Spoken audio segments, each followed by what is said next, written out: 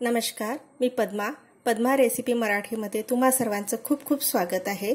आज आपण टेंडर कोकोनटची रबडी कशी करतात ते बघूया।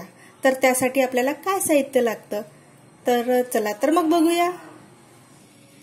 इथे मी सर्वप्रथम हे दूध घेतलेलं आहे अर्धा लिटर आणि आपल्याला म्हणजे हे दूध आधी उकळायला ठेवावं लागणार आहे। तर दूध घेतलेलं आहे आणि इथे हे टेंडर कोकोनट घेतलेलं आहे। तर सर्वप्रथम आपण ह्या दुधाला गरम करूया आणि ह्या दुधाला जर 500 ग्राम असेल अर्धा लिटर असेल त्याचं अर्ध होऊ द्यायचं, तोपर्यंत याला आटवायचं आहे। तर चला तर मग ती प्रोसिजर करूया। आता आपण हे जे टेंडर कोकोनट आहे याला आपण एका मिक्सर जार मध्ये बारीक पेस्ट बनवून घेऊया। तोपर्यंत आपलं दूध जे उकळायला ठेवलेलं आहे ते उकळते। असं घ्यायचं पूर्ण हे आणि याला छान बारीक करून घ्यायचं। आता दुधाला उकळी फुटलेली आहे आणि त्याला छान होऊ द्यायचं आहे आपल्याला। हे जसं अर्धा लिटर दूध आहे समजा, तर त्याचं अर्ध झालं। 1 लिटर असेल तर अर्धा लिटर होऊ द्यायचं। या पद्धतीने या दुधाला आटवायचं आहे आपल्याला। तर छान घट्ट होऊ द्यायचं।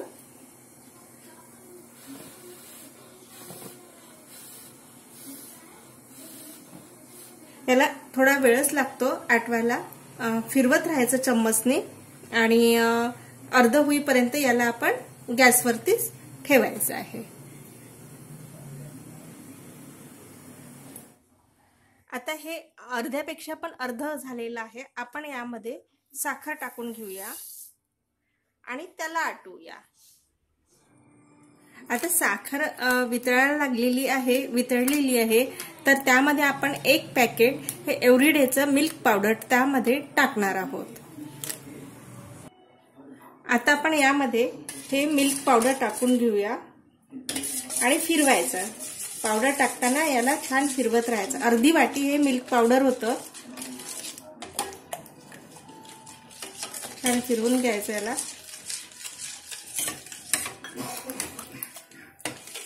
आणखी मग याला थोडा वेळ गॅसवरती होऊ द्यायचं। याला आपल्याला याची कन्सिस्टन्सी थोडी घट्ट हवी आहे, तर त्यामुळे आणखी याला आपल्याला गॅसवरती होऊ द्यायचं आहे। आता बघू शकतो आपण की त्याचा दुधाचा कलर चेंज झालेला आहे। असं थोडंसं येलोइश कलर आलेला आहे, कारण की भरपूर दूध आपलं आटलेलं आहे त्याच्यामुळे। आणि घट्ट पण झालेली आहे थोडी। आणखी आपल्याला याला घट्ट करायचं आहे, कारण की रबडीला थोडं घट्ट असतं म्हणून। तर आणखी याला आपल्याला गॅसवरती ठेवावं लागणार आणि फिरवत राहावं लागणार आहे, कारण की खाली लागू नये म्हणून। हे लवकर होत नाही, याला फार वेळ लागतो।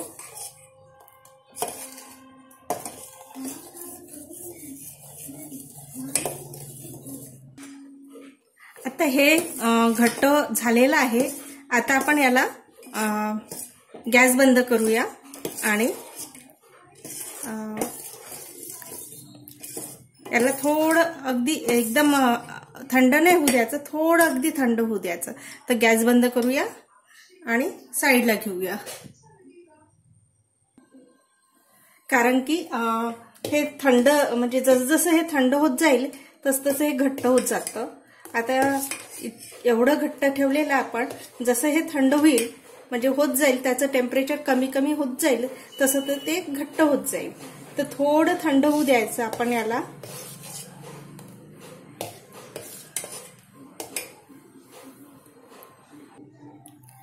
आता हे थंड झालेलं आहे। आता आपण एकदम फार थंड झालेलं नाहीये, थोडं थंड करायचं आहे। आता आपण जे टेंडर कोकोनट घेतलेलं होतं त्याची पेस्ट केलेली आहे, तर हे आता आपण यामध्ये टाकून घेऊया।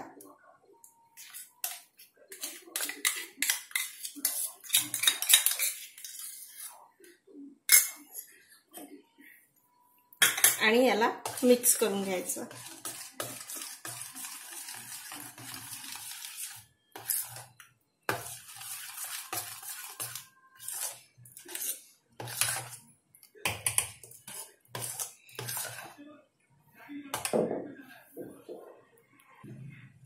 आता हे आपण टेंडर कोकोनट टाकलेलं आहे आणि ते सुद्धा मिक्स करून झालेलं आहे. तर त्यानंतरची कन्सिस्टन्सी या पद्धतीची आहे. इतकं घट्ट झालेलं आहे आणि हे जे दूध आहे ते फार थंड झालेलं नाही आहे, थोडं गरमच आहे. जेव्हा हे पूर्णतः थंड होईल त्यावेळेस ते आणखी घट्ट होणार. तर आता अशा प्रकारे ही रेडी झालेली आहे आपली. तर आता आपण एका सर्विंग बाउलमध्ये काढून घेऊया. अशा प्रकारे ही आपली रबडी रेडी झालेली आहे. आणि आता थोडे त्यावरती ड्रायफ्रुट्स टाकायचे. ड्रायफ्रुट्स तुम्हाला जे आवडतील ते टाकायचे. इथे मी बदाम,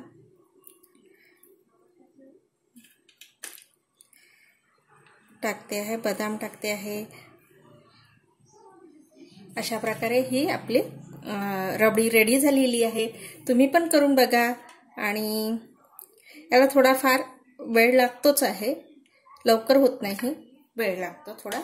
तर त्यानुसार ते अगदी व्यवस्थित झाली आहे आणि कलर खूप सुरेख आलेला आहे आणि दिसायला खूप सुंदर दिसते आहे. आणि तुम्ही पण करून बघा या पद्धतीने. सिंपल सोपी पद्धत आणि पण वेळ तर लागतोच. याला सिंपल पद्धत आहे, वेळ लागतो. तर या पद्धतीने तुम्ही पण करून बघा. आवडली असेल लाईक करा, शेअर करा, सबस्क्राईब करा. आणि सोबत एक बेल आयकॉन आहे त्याला सुद्धा क्लिक करायचं आहे बरं का, जेणेकरून मी नवीन रेसिपी टाकेल तेव्हा तुम्हाला त्याचे नोटिफिकेशन मिळेल. वेळात वेळ काढून तुम्ही रेसिपी बघितल्याबद्दल खूप खूप धन्यवाद. थँक्यू. Bye bye. पुन्हा भेटूया एका नव्या रेसिपी सोबत.